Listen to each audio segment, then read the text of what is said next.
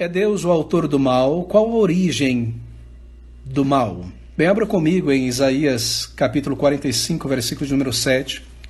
Nós tentaremos, no tempo breve que nós temos diante de nós, responder ou lançar luz nessa questão. Isaías 45, 7, eu leio Deus dizendo aqui através de Isaías: eu formo a luz e crio as trevas, eu faço a paz e crio o mal. Eu, o Senhor, faço todas estas coisas. Muito interessante estas palavras. Bem, é Deus, esta é a pergunta, o autor do mal. Qual a origem do mal? Como eu disse, essa é uma questão muito antiga. Na verdade, Satanás foi o primeiro a sugerir que Deus é o autor do mal quando ele disse a Eva que Deus estaria escondendo dela e de Adão, seu marido, algo que lhes pertencia por direito, algo que seria para o benefício deles. E desde então, essa questão tem sido levantada muitas vezes. Há aqueles que dizem ser Deus o autor do mal, entre eles certos cristãos, alguns teólogos, sobretudo teólogos de nossos dias, teólogos contemporâneos. E imagine você, ao afirmarem que Deus é o criador ou o autor do mal, estes cristãos, assim por dizer, eles imaginam que estão dando maior glória a Deus, porque eles creem que Deus é o autor de todas as coisas, e mesmo do mal. Deus, ele é soberano sobre todas as coisas, isso é um fato bíblico, e assim Deus, ele é o criador. Deus é quem está por trás do mal, é o que eles afirmam. Eles imaginam estar dando glória a Deus, de que ao dizer que não há nada no universo que Deus não tenha criado ou que ele não esteja por trás. Assim eles incluem o mal como parte da criação divina. Mas eu devo dizer que Deus de fato é soberano, isso é um ensino claro, cristalino na palavra de Deus, mas afirmar que Deus é o autor, o criador do mal é um equívoco, não é algo bíblico. Considere o seguinte: há vários tipos de mal ou de males. Primeiro, há o mal natural, não é? Catástrofes naturais, inundações, terremotos, enchentes, todas essas coisas são males, não é? Nós chamamos isso de males naturais, ou mal natural. Mas o mal que nós estamos considerando aqui é um mal moral. O adultério é um mal moral. O furto, o assassinato é um mal moral. A mentira é um mal moral. Assim, há o mal natural e há o mal moral. O mal no sentido moral não é algo físico, obviamente, que possa ser facilmente quantificado, medido. Por exemplo, não se pode pegar o mal e colocar debaixo da lente de um microscópio, não é verdade? E analisá-lo, e estudá-lo. O mal, ele também não é uma energia física que você possa medi-lo com equipamentos físicos. Não existe um equipamento físico para medir o mal. Por exemplo, você não pode dizer que exista mais mal aqui nesta sala onde eu estou do que na sala do outro lado, ou lá na sala de cima ou na sala de trás, etc. Não se pode medir o mal desta maneira como algo físico. É claro, você pode quantificar o mal ao definir males. A criminalidade em São Paulo, nos bairros de São Paulo, você pode mapear isso, mas nós estamos mapeando aqui um mal moral, certo? Assim não se pode medir o mal fisicamente. O mal não é uma energia. O que é o mal moral, então? Eu espero que todos estejam acompanhando. Bem, o mal, ele é o resultado de nossas ações morais. Assim, meus amigos, nós, você e eu, nós somos os autores do mal. Nós somos os criadores do mal, porque o mal é o resultado de nossa ação moral. Nós somos os causadores de males. A lei de Deus, que é boa, que é perfeita, por exemplo, ela diz: não adulterarás. Mas o homem adultera. E ao fazer isso, qual é o resultado? Bem, o resultado é dissensões, brigas, divórcio, destruição do lar, filhos abandonados, vícios, litígios, todo tipo de males. Você percebe? Assim é o homem que é o autor do mal, o criador do mal, e não Deus. O mal não é uma energia que se possa medir, um vento que se espalha por aí, que Deus um dia criou e lançou sobre o mundo. O mal moral é o resultado das ações humanas, dos atos humanos. Assim, nós somos os criadores do mal. A lei de Deus, toda a lei de Deus, os 10 mandamentos, elas foram dadas para restringir o mal. A lei de Deus, por exemplo, em um dos mandamentos diz: não furtarás, certo? E nós furtamos. E qual é o resultado da ação do furto? Muitos males. De maneira que todos os males morais resultam da nossa quebra da lei moral de nosso Criador, que é bendito para sempre. Assim, o mal é o resultado de nossas ações rebeldes. Deus não é o criador do mal. Nós somos os criadores de males. Ao quebrar a lei de Deus, que é boa, o resultado é o mal. É claro, isso se aplica a todos os casos de males, mesmo quando não é praticado diretamente pela pessoa que sofre o resultado do mal. Por exemplo, um desabamento de terra em um morro aqui em São Paulo, no Rio de Janeiro, que leva à morte de muitas pessoas que viviam ali naquele morro. As casas, não é? Vão por água abaixo, literalmente.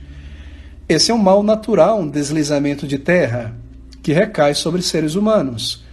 Mas o ser humano é quem está por trás desse deslizamento de terra, por causa da desobediência às leis, por causa do desmatamento. Nós podemos falar sobre a cólera, sobre enchentes, sobre o avanço de todo tipo de peste, pandemia. É o ser humano que está por trás dessas coisas. Ao passar por cima das leis de Deus, ao destruir a natureza, ao contaminar as coisas, pense sobre essas sementes transgênicas, não é? Quantos males, o câncer e todo tipo de coisa que nós vemos aí. Assim, mesmo o mal natural, por trás dele está um mal moral, que é uma ação humana.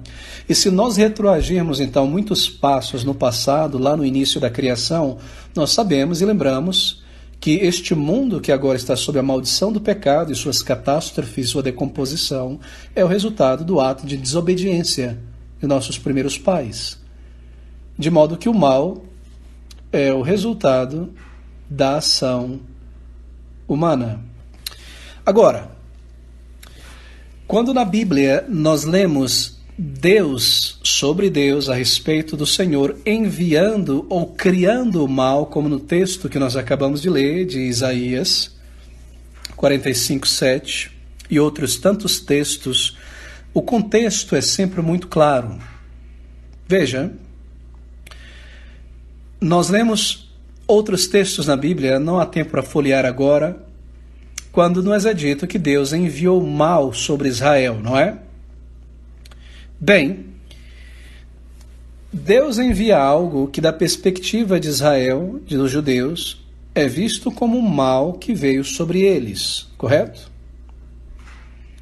Os judeus podem olhar e dizer: gafanhotos vieram e destruíram toda a plantação. Deus enviou saraiva. Deus enviou os assírios, Deus enviou os sírios, os fenícios, os amalequitas para destruir isso, isso aconteceu. Deus enviou o mal sobre Israel. Bem, é um mal, sim, mas é um mal da perspectiva de Israel. Da perspectiva de Deus, é disciplina. Percebeu? Sim, isso é um mal para quem o recebe como mal. A morte, o gafanhoto, a pestilência, a fome, a seca, tudo isso é enviado por Deus, Deus enviando, criando e enviando o mal. É isso que nós lemos aqui em Isaías 45:7. Ele envia, ele cria o mal. E é o que nós vemos em várias narrativas no Antigo Testamento, sobretudo nos livros dos profetas, Deus enviando o mal sobre pessoas, sobre Israel. Agora, é um mal sim, mas é um mal para quem recebe. Do ponto de vista da perspectiva de Deus que envia, é disciplina. E aqui, de fato, em Isaías 45, Deus envia punição, e em vários outros textos ele envia punição, disciplina, sobre um povo de dura cerviz, para corrigi-los, para tratá-los. Agora, não é um mal arbitrário, porque Deus não é homem para ser arbitrário, para fazer algo arbitrário. Em outras palavras, é visto pelos judeus como um mal que veio sobre eles, é enviado por Deus, sim, como um mal contra os judeus, mas de fato é disciplina, é castigo, é punição da parte de Deus. Deixe-me tentar desdobrar esse pensamento um pouquinho mais, apesar do nosso tempo. Espero que eu não soe complexo aqui. Bem, no que se refere à providência, ao relacionamento de Deus com este mundo, nós podemos pensar na intervenção de Deus neste mundo pelo menos de 3 maneiras. A primeira maneira de se pensar sobre a interação de Deus neste mundo tem sido conhecida como a visão deísta. Mais um ponto para sua anotação. A visão deísta é a visão segundo a qual Deus criou o mundo, deu corda no mundo como num relógio, claro, inseriu causas secundárias, já incorporadas na criação, e esse mundo, que é como um relógio que ele criou e deu corda, ele funciona como uma espécie de máquina autônoma. Esta é a visão deísta. Ou seja, Deus não interage com o mundo. Ele não interfere no mundo. Nunca intervém, nunca interfere. Tudo se desenvolve no mundo de acordo com causas secundárias. Esta é a visão do deísmo, a visão deísta a respeito da interação de Deus com a criação. Bem, alguns dizem que a vantagem dessa visão, devo dizer logo de início, não é bíblica essa visão, mas alguns dizem que a vantagem de pensar assim é que ninguém naturalmente pode culpar a Deus quando algo dá errado no mundo, não é? Quando o mal acontece. Porque Deus não está supervisionando, não é? No final das contas. Deus não está vendo a situação, ele não está interagindo, então ninguém pode culpar a Deus. Nós podemos dizer nessa visão que Deus está de mãos atadas. E tudo que é errado que acontece aqui nesse mundo, somos nós que causamos. Mas eu já mencionei que esse não é o caso, porque nós vimos na Bíblia que Deus se interfere na história, punindo, disciplinando, abençoando, respondendo orações, cessando a guerra, cessando o vento. Ele interfere, ele para, ele dá início a certas coisas. Nós vimos isso na Bíblia. E ele faz isso como resultado de nossas transgressões ou como livramento. Deus interfere, ele interage. Há uma interação divina na criação. Mas existe um outro ponto de vista sobre a interação de Deus no mundo, que é uma resposta radical ao deísmo. E essa resposta tem sido chamado de monismo ético. Bem, eu não vou entrar na história disso aí não, apenas explicar brevemente, porque não é o nosso ponto aqui. Mas essa visão é uma visão que afirma que não há no mundo, na história, na existência humana, nenhuma causa secundária. Como assim? O monismo ético diz que tudo o que acontece no mundo é o resultado direto da intervenção imediata, observe a palavra, imediata de Deus. Por exemplo, é Deus quem faz com que a minha mão se erga ou se abaixe. Se eu deixo uma caneta cair, foi Deus quem fez com que essa caneta caísse. Se ocorre um acidente de automóvel em uma rua, eles dizem, monismo ético, foi Deus quem causou diretamente aquele acidente. Bem, assim nós pensamos, não é? Que nós estamos agindo como seres responsáveis por nossas ações, mas nós não estamos, não.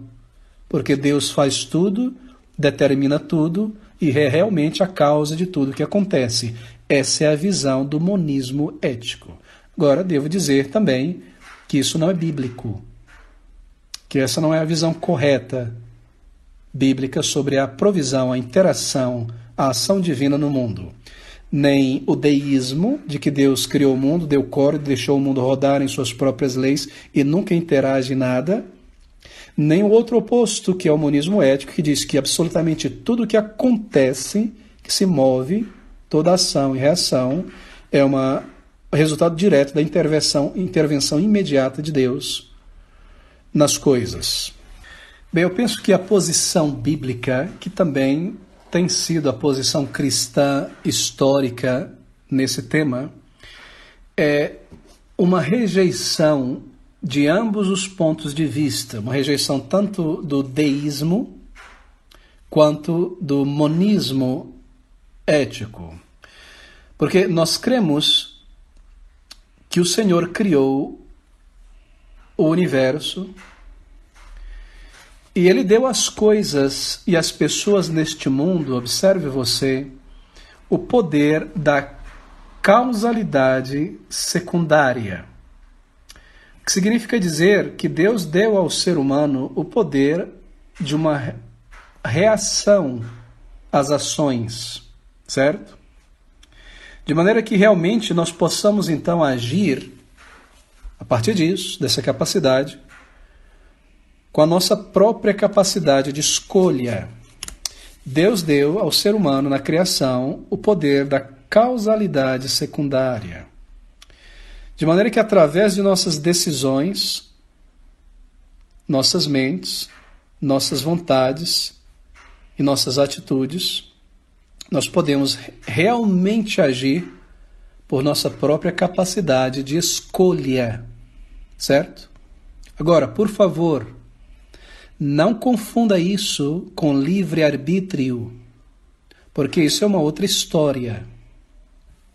Nós não estamos lidando aqui com doutrina da salvação, soteriologia, é o ser humano capaz de alcançar sua própria salvação baseado em seu arbítrio, escolher, amar a Deus e ser capaz de o fazer. Nós não estamos lidando com esse tema. Parar de pecar, buscar a Deus de todo o coração, nós estamos lidando com isso. Por causalidade secundária, eu me refiro a esse poder que Deus deu às coisas e às pessoas no mundo, de agir com a capacidade de escolha e de reagir a uma ação moral ou física, para que através da mente, nossas decisões, nossa vontade, nós possamos reagir e agir e tomar decisões dentro de um universo criado por Ele, onde já há leis previamente estabelecidas por Deus, princípios morais e leis morais já previamente estabelecidas por Deus, é claro. Mas sempre que nossas ações e as causas secundárias estiverem se realizando, Deus permanece soberano. Sempre que nós tomamos uma decisão diante de um acontecimento, nós sabemos que Deus ele está sendo soberano também, porque Deus traça uma linha reta nas nossas más escolhas, nas nossas torturas, mesmo através de nossos erros, falhas, más escolhas, Deus continua cumprindo o seu propósito, os seus decretos. Ele é soberano. Mas esse é um outro tema. Mas esta é a ideia, esta é a posição bíblica. Deus permanece sempre soberano. Por exemplo, há ocasiões em que Deus trabalha através de causas secundárias para cumprir a sua vontade. Em outras ocasiões, ele opera sem causas secundárias. Há ocasiões em que Deus opera sem causas secundárias, isto é, ele age diretamente e faz algo acontecer. Ele dá a vida a uma pessoa morta para que essa pessoa siga vivendo. Ninguém poderia trazer a vida a essa pessoa, não é? Então ele agiu diretamente. E há momentos em que ele age através das causas secundárias. Uma ação tomada por uma pessoa, Deus usa isso aí para realizar o seu propósito. Ele sempre é soberano. Assim ele interage no mundo, na história, ainda embora ele nos tenha dado, então, esse poder da causalidade secundária. Às vezes, Deus interfere na cena, como, por exemplo, ele fez nos milagres do Senhor Jesus Cristo, intervindo diretamente em questões, E outras vezes, como eu mencionei, ele usa as nossas decisões, boas ou erradas, para trazer o seu propósito, para cumprir sua vontade soberana. Assim, a providência de Deus significa que Deus é soberano sobre tudo o que acontece nesse mundo, mas ele não é o autor do mal no sentido vago, arbitrário, indefinido, que os proponentes da tese Deus é o autor do mal afirmam. Certo? Bem, eu amarro e concluo aqui. Mas deixe-me apenas recapitular aqui. O mal não é uma energia, como eu mencionei no início. Há o mal natural, catástrofes naturais, e há o mal moral, males. Todo mal moral é o resultado da ação imoral humana. É o resultado do pecado. Assim, nós somos os criadores, os originadores do mal, e não Deus.